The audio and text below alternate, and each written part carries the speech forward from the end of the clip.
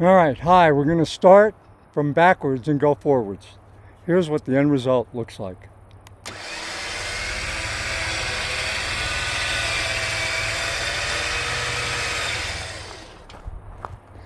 And let's just take a look at the amps.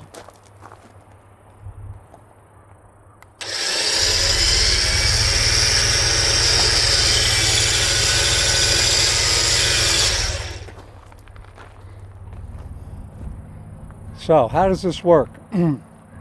Using house wire that I had left over, AWG 2 solid copper. It came to the battery. Let's turn off the engine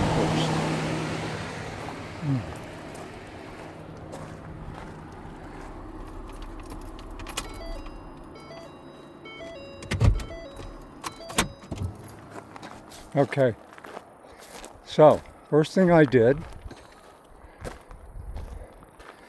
using these Anderson connections and these little loopy things, hooked up to the battery, and then in my Expedition, there's a thing here that measures the thing, so the suggestion was make sure and ground it to the main ground clamp.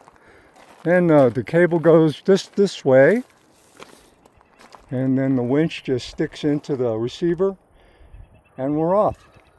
As you can see, winching up my 6,000 plus truck on a slight incline didn't generate more than 105 to 110 amps. So that worked really good. Excuse me. Now that we've seen that in action, don't forget your tree protectors. Let's go back to the beginning and I'll explain how it all took place. All right, back to where we started from. This is the Rug Cell 12,000 pound capacity winch from Amazon, as well as the cradle. And pretty straightforward operation.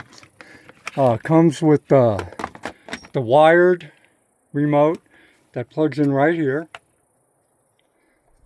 or two wireless remotes. Both seem to work really good. Now, when I got the set, it came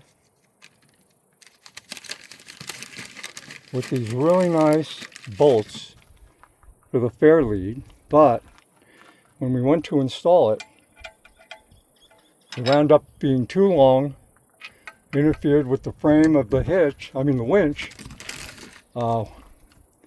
which didn't line up with the holes at the bottom. So all I did was swap out two of these bolts that came with the kit, used them for the fair lead, and then found some more laying around in my garage. Anyway, it all went in well. No problem putting it together. The wiring is straightforward. It's all color coded. The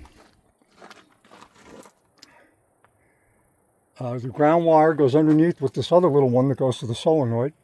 Now the other thing is the control box mount is pretty flimsy.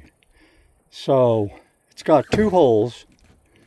One, I don't know why. I tried to use the top one to kind of set it in place, but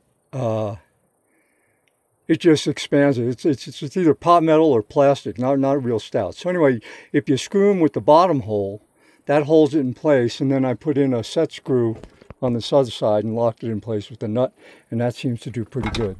So that's that. What I used were these ring posts.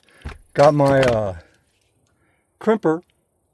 Now, what I had to do was take off the factory crimps that had the posts on it, the old ones, and put in the posts that go to the Anderson plugs. Now, when I tried to crimp this 2 AWG welding wire, all it did was fall right off. So I had to go down to 4 to crimp, and that seems to work good. So we have your Anderson plugs.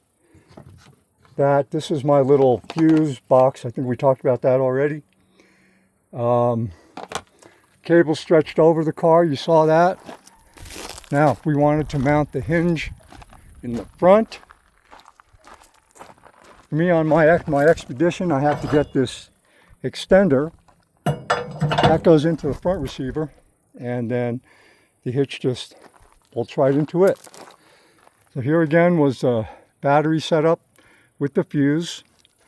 And then you saw the extension cord, just old wire from my house, 2A WG solid copper.